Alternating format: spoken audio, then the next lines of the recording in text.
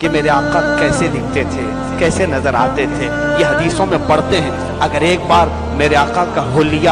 پڑھ لوگے یا کہیں سے سن لوگے، آنکھ بند کرنا، قسم رب ذوالجلال کی، اگر وہ جلوہ نظر نہ آئے تو پھر مجھے کہنا، اگر وہ جلوہ نظر نہ آئے، نظروں میں بساؤ اس چیز کو، تو پھر دیکھو کہ کیوں نہیں نظر آتے۔ تم خالی درود پڑھ کے سوچتے ہو کہ وہ آ جائیں گے، تم یہ تصور کر کے یعنی صرف تسبیح گھما کر کے سوچتے ہو کہ وہ آ جائیں گے۔ اپنے ذہن سے ساری تصویریں ہٹاؤ، اس ایک صورت پر نظر جماؤ، اس ایک صورت پر نظر جماؤ۔ ہم اپنی زبان سے نہیں، صحابہ سے پوچھ کر کے کہ وہ رسول دکھتے کیسے تھے۔ حضرت اویس قرنی نے حضور کو دیکھا نہیں تھا،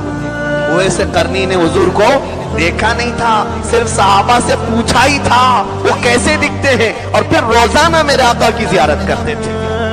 روزانہ حضور کی زیارت کرتے تھے، آنکھ بند کرتے تھے۔ صدیق اکبر نے کہا ہے حضور کے لبھائے مبارک گلاب کی پنکھڑیوں کی طرح ہیں، دونوں ابرو میرے آقا کے بڑے گھنے تھے اور تھوڑا سا ملے ہوئے تھے، پیشانی کافی اونچی تھی، آنکھیں بڑی بڑی تھی اور بہت ہی کالی آنکھیں تھی، رخسار اتنے بھرے ہوئے تھے، دونوں گال حضور کے کہ کبھی غصے میں آ جائے تو انار کی سرخی اور کبھی مسکرائیں تو گلابی رنگت، اور حضور صلی اللہ علیہ وسلم مسکراتے تھے تو کبھی 2 دانت نظر آئے، کبھی 4 دانت نظر آئے، اور دانتوں میں اتنی تیز روشنی کہ اندھیرا کمرہ بھی جگمگا اٹھے۔ حضور پاک صلی اللہ تعالی علیہ وسلم کی گردن مبارک اتنی صاف و شفاف کہ دیکھنے والے کہتے یہ پانی پیتے وقت بھی انہیں پانی نظر آ جائے، اور بال مبارک، اللہ اکبر، جس کو قرآن کہتا ہے واللیل اذا سجا، وہ بال حضور کے زلفیں یہاں سر سے نکلتی ہوئی کبھی کندھوں پر بل کھاتی تھی،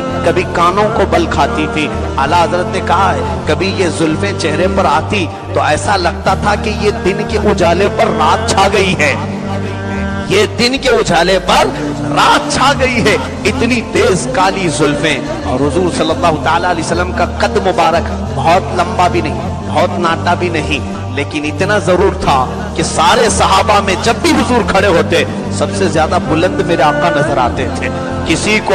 جھانک کر دیکھنے کی ضرورت نہیں ہوتی، حضور جہاں ہوتے تھے بلند نظر آتے تھے، نہ بہت زیادہ لمبے نہ بہت زیادہ پست قد۔ حضور صلی اللہ تعالی علیہ وسلم کا نہ پیٹ مبارک باہر نکلا تھا، نہ ہی کوئی جسم کا عضو باہر نکلا تھا، بالکل سیڈول سا جسم تھا، یہاں تک کہ سینہ مبارک بھرا ہوا، ہتھیلیاں بالکل کشادہ اور چوڑی، یہاں تک کہ جو مصافحہ کرے اسے ایسا لگتا کہ وہ ریشم کے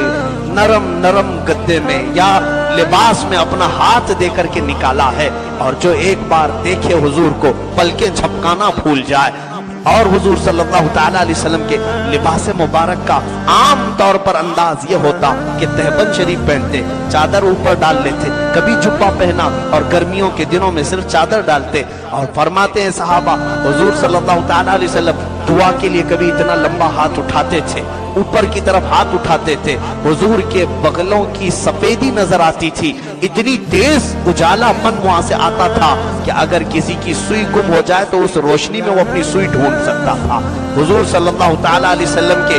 یہ بغلوں کی سفیدی تک نظر آتی تھی صحابہ کو، اور داڑھی مبارک اتنی گھنی تھی، اللہ اکبر، حضور صلی اللہ تعالی علیہ وسلم کی داڑھی مبارک بالکل سیڈول گھنی ہوئی، حضور کے بال مبارک نہ بہت زیادہ نرم جس کو سلکی کہتے ہیں، نہ بہت زیادہ گھنگریالو، بلکہ درمیان کے تھے، کچھ ہلکے سے گھنگرو اور بہت ہی نرم۔ ان بالوں کو دیکھ کر کے عرب کے تمام لوگ اش اش کرتے تھے کہ یہ دولہا نے پائی ہے رنگت کہاں سے۔ حضور صلی اللہ تعالی علیہ وسلم کے جسم مبارک کی یہ تھی، اور تلوے حضور کے قدم مبارک اتنے بھاری کہ جس پتھر پر رکھیں حضور وہاں پر نشان پڑ جائے، اور نہ ہی انگلیاں بہت زیادہ لمبی نہ ہی بہت زیادہ چھوٹی، بلکہ بہت ہی زیادہ ملائم اور ایک سائز کی۔ حضور صلی اللہ تعالی علیہ وسلم کی یہ تمام باتیں ہو گئی،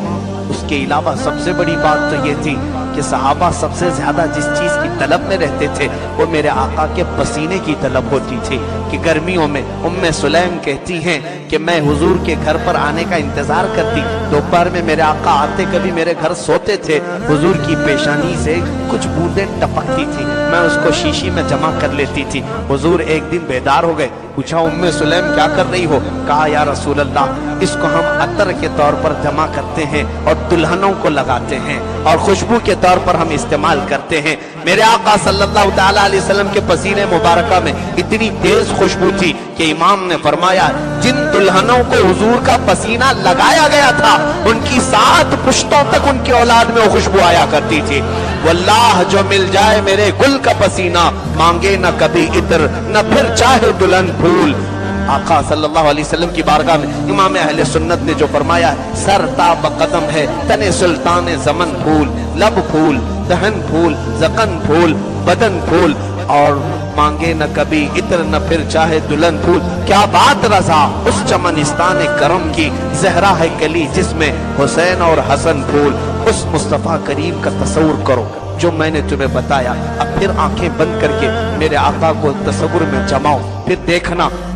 तुम्हें मुस्कुराता हुआ चेहरा वो नजर जरूर आएगा। तुमको मैंने गुलाबी रंगत भी बताई, उनके रुखसारों की सुर्खी भी बताई, उनकी पेशानी भी बताया, उनके लबों की अंदाज भी बताया, उनकी दाढ़ी मुबारक भी बताया, उनका जुब्बा मुबारक भी बताया, उनका अमामा मुबारक भी बताया, उनके कान भी बताए, उनकी आंखें भी बताई, उनके हाथ भी बताए। बस मेरे अजीजों तसव्वुर ये जमाओ। जाहिर सी बात है हम किसी से मोहब्बत करते हैं, आंख बंद करते हैं, उसके आने का इंतजार करते हैं। हमारी मोहब्बत हमारे आंखों के सामने आ जाती है। आज हम इस महफिल में जिससे मोहब्बत करते हैं, आंख बंद करो, तसव्वुर जमाओ, देखो कि वो आते हैं कि नहीं आते हैं। कहो इतना मेरे आका आओ कि मुद्दत हुई है तेरी राह में अखियां बिछाते बिछाते। मेरे आका आओ कि मुद्दत हुई है तेरी राह में अखियां बिछाते बिछाते। सुना है आप हर आशिक के घर तशरीफ लाते हैं, मेरे घर में भी हो जाए चिरागा या रसूल अल्लाह। यकीनन मेरे आका सल्लल्लाहु ताला अलैहि वसल्लम की जियारत